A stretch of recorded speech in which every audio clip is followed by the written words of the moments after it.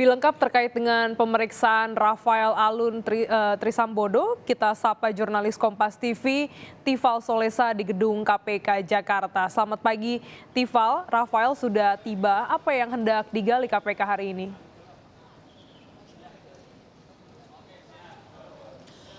Sekira pukul 7.52 waktu Indonesia bagian Barat, Rafael Alun Trisambodo tiba di lobi Gedung Merah Putih Komisi Pemberantasan Korupsi. Itu yang kami pantau tadi saat tiba di gedung KPK.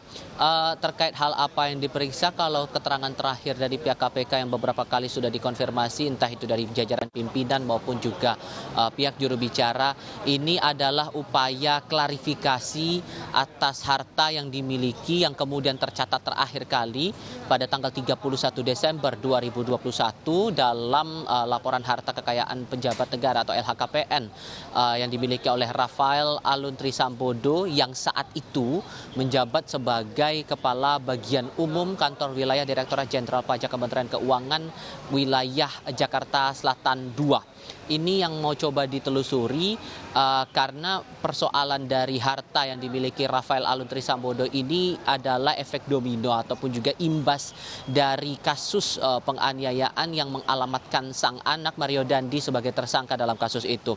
Nah, soal hal detail apa lagi atau bentuk sistemnya, akan bagaimana proses klarifikasi ini akan dilakukan, ini kami harus menunggu konfirmasi lebih lanjut dari otoritas KPK, karena setidaknya terakhir kali yang kami lihat belum lama ini Rafael sudah dibawa oleh perwakilan pegawai KPK untuk kemudian dilakukan proses klarifikasi tepat pada pukul 9 pagi.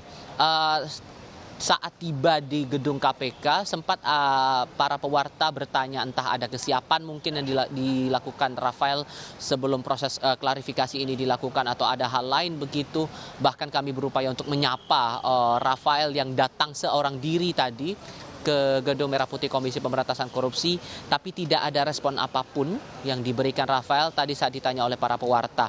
Sehingga ini yang kami tunggu adalah kondisi setelah proses klarifikasi ini dilakukan terhadap Rafael, dan juga hal-hal mendetail apa lagi yang didapatkan oleh KPK soal proses klarifikasi yang dilakukan terhadap Rafael di Direktorat Pelaporan LHKPN Komisi Pemberantasan Korupsi. Kita coba ingat lagi dalam laporan LHKPN terakhir yang disampaikan Rafael kepada KPK pada tanggal 31 Desember 2022, total harta yang tercatat dimiliki sebesar 56,1 miliar rupiah.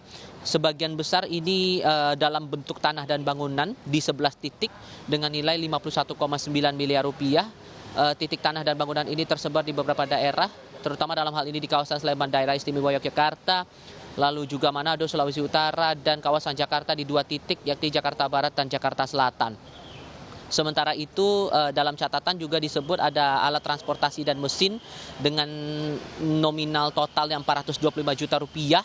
Ada 1 unit sedan tahun 2018 dan Toyota Kijang tahun 2018. Itu yang dicatat dalam LHKPN Rafael terakhir kali. Kemudian ada daftar harta bergerak lainnya dengan nilai 420 juta rupiah. Surat berharga senilai 1,5 miliar rupiah. Laporan kas dan setara kas sebesar 1,3 miliar rupiah, serta harta lainnya dengan nilai 400 juta rupiah lebih begitu. Nah, dari penelusuran ini sebetulnya adalah bentuk dari tindak lanjut dari analisis yang sudah dilakukan oleh Pusat Pelaporan dan Analisis Transaksi Keuangan atau PPATK.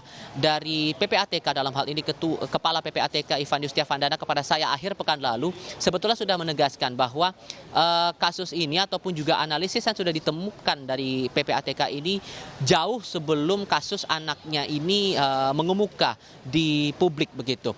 Dalam keterangan terakhir yang disampaikan Ivan kepada saya waktu itu, ia menyampaikan bahwa ada temuan ganjil ataupun juga transaksi signifikan yang tidak sesuai profil dari Rafael ini, dan diduga juga ada pihak-pihak yang patut dinilai sebagai nomine atau perantara dalam transaksi keuangan yang dipantau oleh PPATK saat itu. Dan catatannya bahkan sudah dilaporkan ini sejak tahun 2012.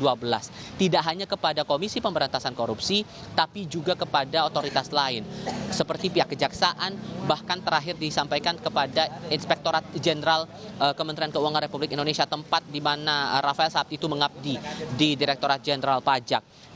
Temuan ini pun kalau dikorelasikan lagi dengan posisi Rafael yang terakhir kali menjabat sebagai pegawai eselon 3, ini dinilai oleh beberapa pihak tidak sesuai dengan pendapatan yang dimiliki oleh Rafael ini. Dengan posisi dia sebagai kepala bagian umum di kantor wilayah DJP Jakarta Selatan 2, total pendapatannya kalau dikorelasikan lagi dengan sejumlah peraturan pemerintah sehubungan dengan gaji ataupun juga pendapatan aparatur sipil negara per bulan, ini bisa yang dipegang oleh Rafael setiap bulannya ini sebesar 52,1 juta rupiah.